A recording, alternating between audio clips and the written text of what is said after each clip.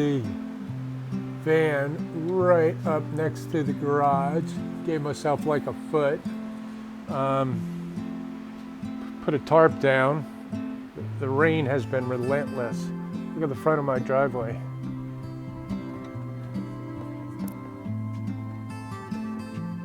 Got a small pond going on. So it's actually, the rain's kind of stopped now, but it's supposed to rain all weekend.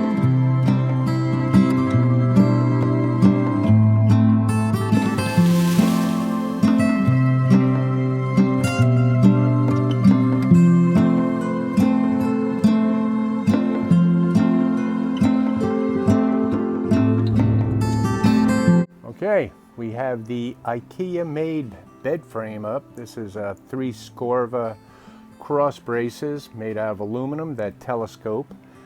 We've got the 6 slip-in brackets, 3 on both sides, and we've got the Leroy bed slats. Now I didn't attach all of them. I did like every 4 just to see if that's enough. We got our memory foam mattress that is going to go on top of that. I didn't get into the whole thing of screwing these down, but it was really easy. We just alternated each one and put them in between and brought them down to the edge, kind of down the edge at least. And they move a little bit, but with the bed, and they do curve up like this a little tiny bit, but when we put the mattress on and we're laying on it, that'll eventually settle out. So this is our bed frame. This will be our garage underneath it. And like I said before, this door can open for the storage. Put the memory foam mattress in. It's definitely, I'm going to fit in it just perfectly. And it looks really good. Width-wise, it fits perfect. This is our underneath part here. There's plenty of room in the garage area. And so we got our bed. I haven't filmed too much of this, but this is what I've got going on with the frame. This is for the kitchen sink, and what we're going to do is put a butcher block countertop on top of it, and we're going to attach this to some fairing strips in the back. So this is pretty much the frame.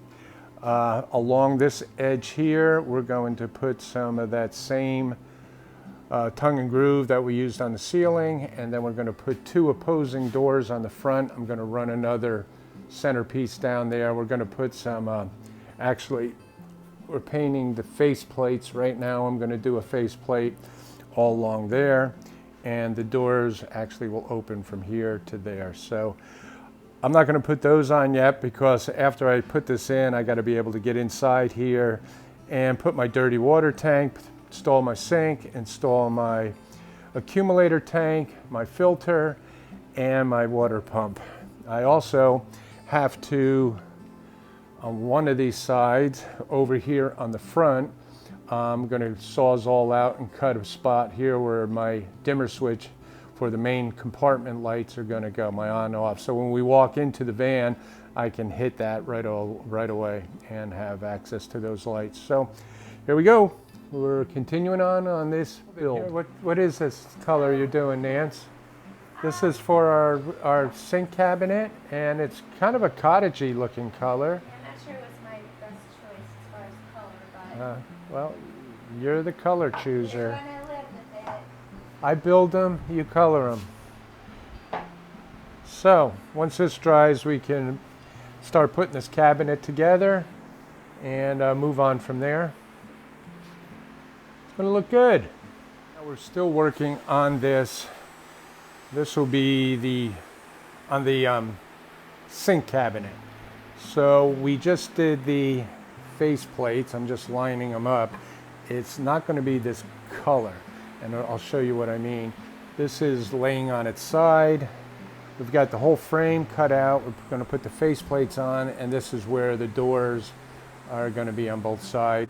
On the top, we are going to be putting hopefully a butcher block top with a cutout in it for our sink and faucet, and all the plumbing will be underneath. And Nancy right now is I don't want to call this antiquing, I don't want to call it texturing, but we're taking this board that is that color and she's washing it down with a brown stain to bring out more of a, I don't even know what to call it, but it matches really well with the interior wood, and it's looking good. So when all these boards are done, we can assemble and finalize this sink cabinet.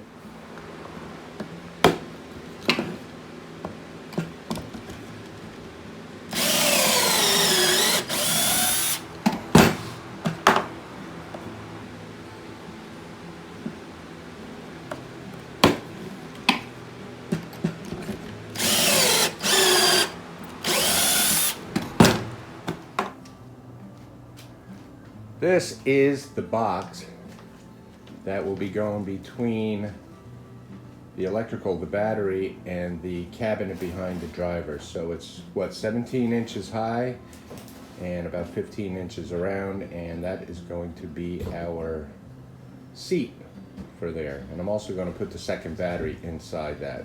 Right. This is our sink. It's going to be temporary for this trip until we get our butcher block top for it. But this portion down in here is going to be attached just there, and then of course in the Craig pocket holes, I'm going to attach those to the floor. And I'm going to do a couple. Good morning. Just wanted to go over what we finished up this past weekend. This will probably be the last weekend that we're going to be working on the van prior to heading up north, doing a little backpacking and traveling and giving this van its maiden voyage. I'd say we're only about a third of the way through, but we've done enough to make things comfortable for us. So let me go over and show you what we have done. Probably this will be the last video until we come back, and then we'll get right back into it.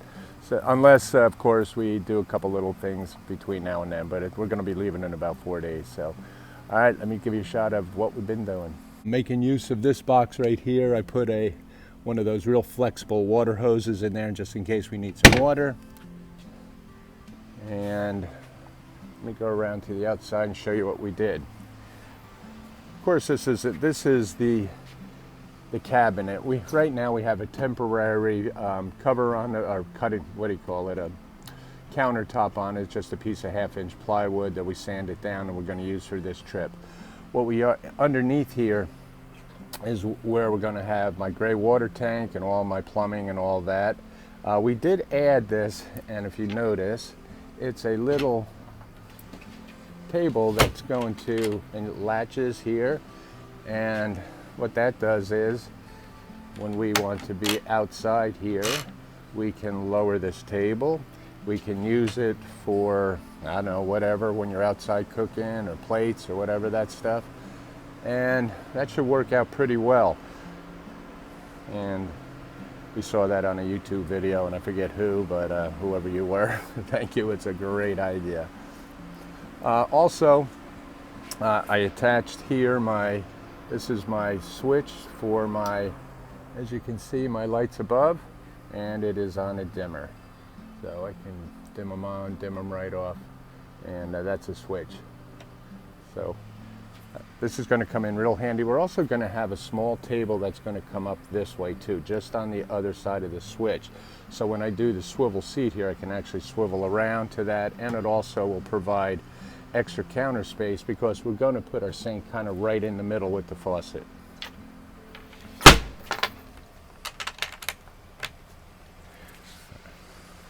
All right, coming up in the van,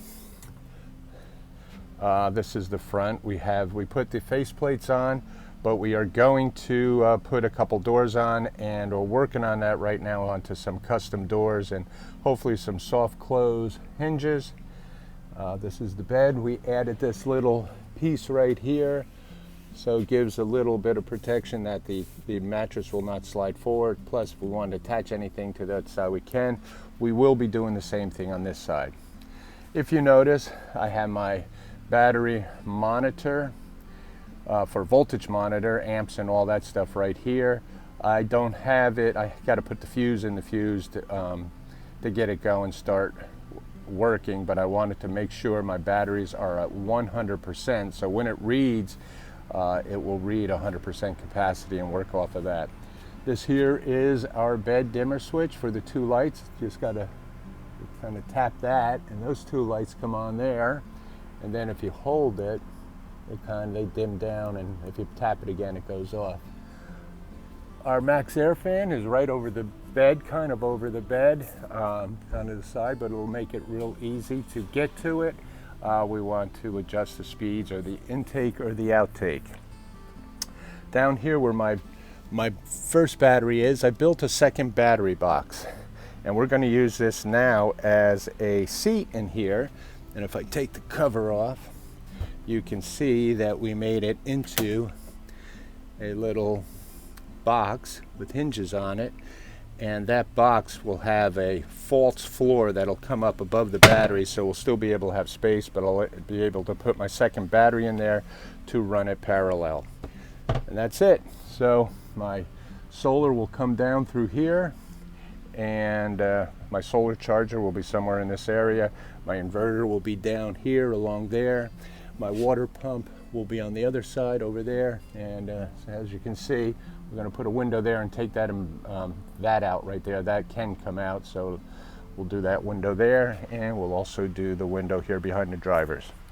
So swivel seats, solar panels, plumbing, you name it.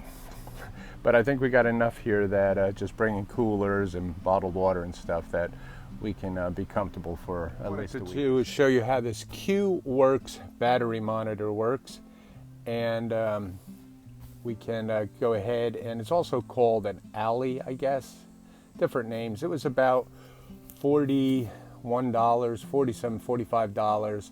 I was going to get the Victron 712, but I think that's like $210. So all I need is to know what my voltage is and my amps and my amp hours and stuff. So this will work fine for me.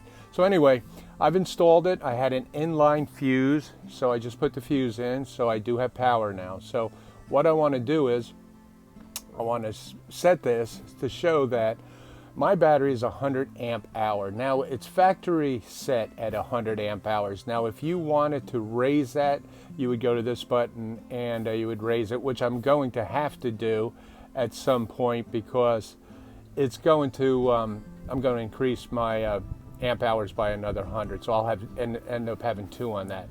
So it's set at 100 for now. So I'm going to set that.